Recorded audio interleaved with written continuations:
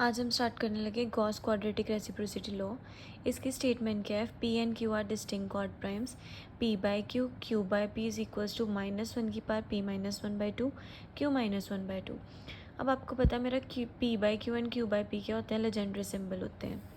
P and Q मेरे distinct primes हैं, that means दोनों की जीसीडी क्या होगी 1, क्योंकि दोनों डिफरेंट हैं, प्राइम्स हैं एंड एक दूसरे को डिवाइड नहीं कर रहे हैं, तो इसकी जीसीडी क्या होगी 1। अब गॉस लेमा के अकॉर्डिंग मेरा पी बाई क्यू किसके इक्वल आएगा? -1 समिश की पार समीशन के is equals to 1 to Q -1/2 के P by Q, and Q by P किसके इक्वल आएगा? -1 की पार समीशन T is equals to 1 P -1/2 T Q by P.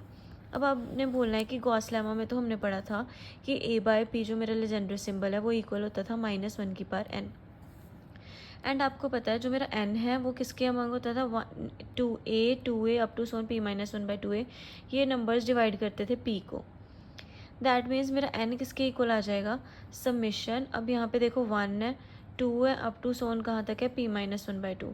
That means मेरा n क्या आ जाएगा? Summation k is equals to 1 से लेके p -1/2, एंड ऊपर मेरे क्या नंबर आते थे? इस फॉर्म के नंबर। k क्या आएगा? के ए अपॉन पी, के ए अपॉन पी, बिकॉज ये नंबर्स जो हैं ये किसके साथ डिविजिबल है? p के साथ। नीचे था मेरा p, जो भी नंबर नीचे होता है उसके साथ ये नंबर्स क्या होते हैं? डिविजिबल। अब जो मेरा k है 1 भी हो सकता है, 2 भी हो सकता है, कहाँ तक हो सकता है? p -1/2। दैट मीन्स k की वैल्यू 1 से लेके p -1/2 तक वेरी करेगी। एंड साथ में k के साथ मल्टीप्लाई कौन होता था? जो भी लेजेंडरी सिंबल का न्यूमरेटर होता था। अगर मैं यहाँ पे p बाई क्यू की बात करूँ और मैं इसके साथ कंपेयर करूँ, यहाँ पे जब a बाई के था तो k के साथ a आता था, ऊपर न्यूमरेटर वाली टर्म और नीचे डिनोमिनेटर वाली टर्म। अगर मैं p बाई क्यू की बात करूँ तो इसमें मेरा n क्या होगा? जो -1 की पावर आएगी वो वाला n क्या होगा? Summation k is equals to 1 to Q -1/2 ले लिया हमने। अब नंबर्स मैंने क्या ले लिए? q -1/2। q -1/2 के लिए, बिकॉज जब डिनोमिनेटर होता था p तो नंबर्स कहाँ तक जाते थे? p -1/2 तक। अब डिनोमिनेटर क्या है? q, तो नंबर्स भी कहाँ तक जाएंगे? q -1/2 तक। और यहाँ पे k a आता था, बिकॉज a मेरा न्यूमरेटर में है, यहाँ पे मेरा न्यूमरेटर में क्या है? p, तो क्या आएगा? k p बाय डिनोमिनेटर क्या है? q। ऐसे ही अगर मैं q बाई पी की बात करूँ तो q बाई पी के लिए n क्या आएगा? Summation n is equals to T N, summation n t is equals to 1 to p -1/2। p -1/2 क्यों आया? क्योंकि अब नीचे क्या है? p है। यहाँ पे भी नीचे p होता था तो p -1/2 तक जाते थे नंबर्स। यहाँ पे भी नीचे p है तो p -1/2 तक जाएंगे। साथ में क्या आएगा? t मेरा, t के साथ क्या आएगा? q क्या है? मेरा न्यूमरेटर, एंड नीचे क्या आएगा? p क्या है? मेरा डिनोमिनेटर। तो ये मेरी इस केस में n की वैल्यू हो गई, एंड ये वाली मेरी इस केस में n की वैल्यू हो गई। तो बाय गॉस लेम्मा -1 की पावर n रिजल्ट होता था, एंड n की वैल्यू इस केस के लिए मेरी ये है, एंड n की वैल्यू इस वाले केस के लिए मेरी ये है। अब देखो मैंने प्रूफ क्या करना है? मैंने प्रूफ करना है कि इन दोनों को जब मैं मल्टीप्लाई करके लिखूँ तो मेरे -1 की पावर ये मल्टीप्लाई आनी चाहिए। दैट मीन्स अब अगर मैं इन दोनों को मल्टीप्लाई करके लिखूँगी तो मेरी पावर क्या बनेगी? ये वाली बेस सेम पावर ऐड हो जाएंगी।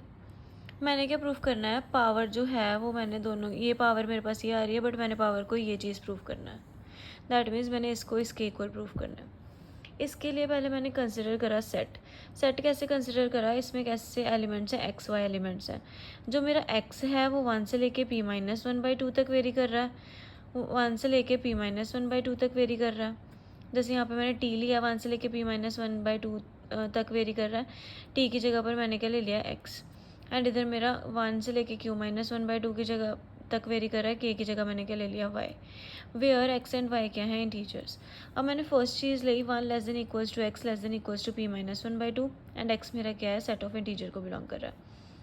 अगर x 1 भी हो सकता है, 2 भी हो सकता है, 3 भी हो सकता है, अप टू सोन p -1/2 तक हो सकता है, कोई भी नंबर। दैट मीन्स x के पास कितनी चॉइसेस है? p -1/2 choices.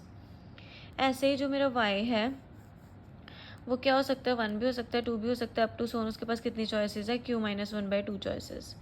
देन अगर मैं x को मेरा x को चेंज करती रहूँ, x 1 है, तब भी मेरे y के पास कितनी चॉइसेस होगी? x -1/2 चॉइसेस, बिकॉज x के चेंज होने के साथ y की चॉइसेस पे कोई फ़र्क नहीं पड़ेगा। अगर मेरा x 1 है तब भी y के पास कितनी चॉइसेस होंगी? q -1/2 choices. अगर x 2 है तब भी y के पास कितनी चॉइसेस होंगी? x -1/2 चॉइसेस, अप टू सोन एक्स की वैल्यू कहाँ तक जा सकती है, p-1/2। अगर मेरा एक्स p-1/2 है तब भी वाई के पास कितनी चॉइसेस होंगी, q-1/2 चॉइसेस।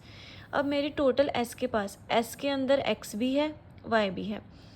एक्स की चॉइसेस है p-1/2, वाई की चॉइसेस है q-1/2।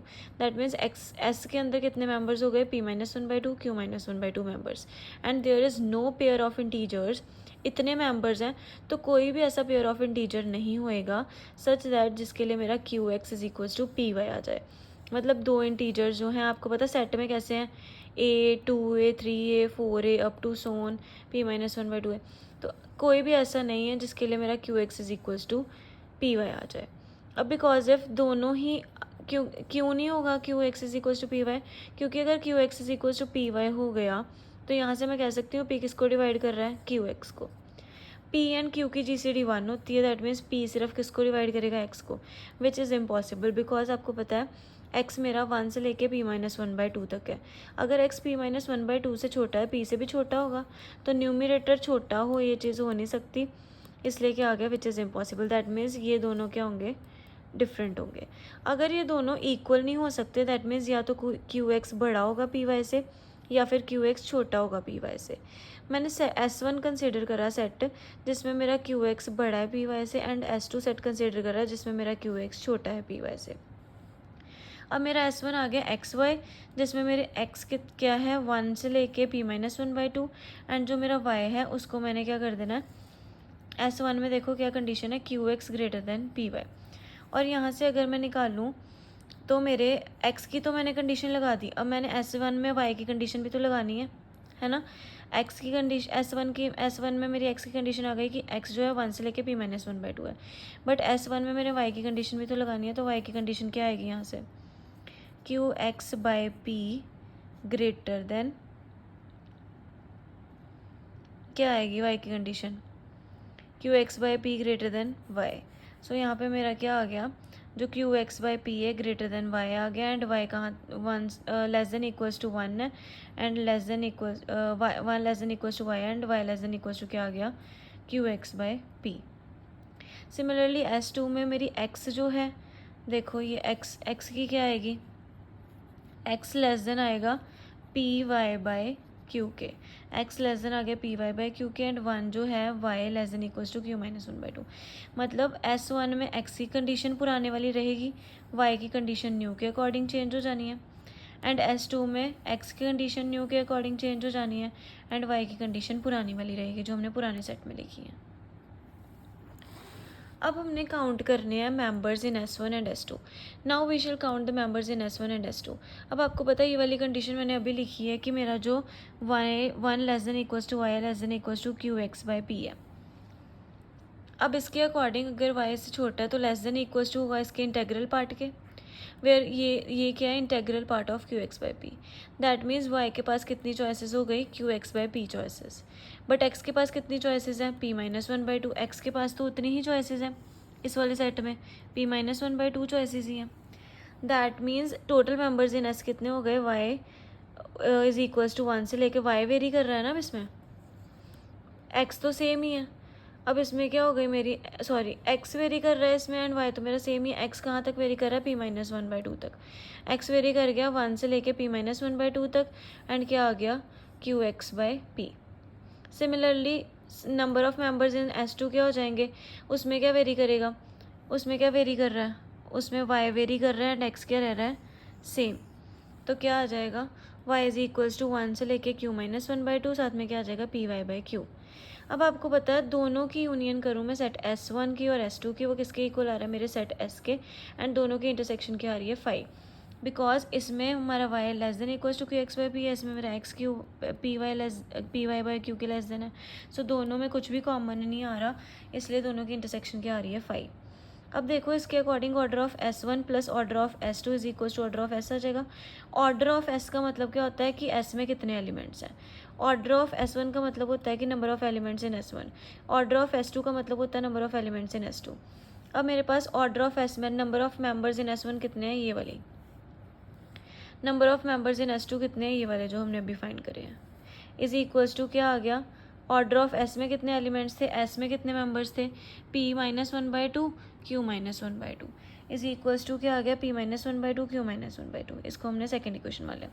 अब देखो सेम रिजल्ट जो हमने प्रूव करना था वो आ गया है, बट फ़र्क क्या है, वहाँ पे मेरा था टी क्यू अपॉन पी, मतलब एक्स को मैं टी के साथ रिप्लेस कर दूँगी एंड वाई को मैं के के साथ रिप्लेस कर दूँगी। तो मेरा जो प्रूव करने वाला रिजल्ट है वो बन जाएगा replacing x by T and y by K in equation 2। हमारे पास ये इक्वेशन बन गई जो हमने प्रूफ करनी थी। इसको हमने किसके इक्वल प्रूफ करना था, P minus one by two Q minus one by two. ये हमारी इक्वेशन थर्ड आ गई। मैंने गिवन इक्वेशन में जो मेरी क्या थी, P by Q Q by P is equal to minus one की पावर एन, ये वाली चीज़ थी। इसको मैंने इसके इक्वल प्रूफ कर दिया तो मेरी पावर क्या आ गई, ये वाली। यही मेरा रिजल्ट है गॉस रेसिप्रोसिटी लॉ का।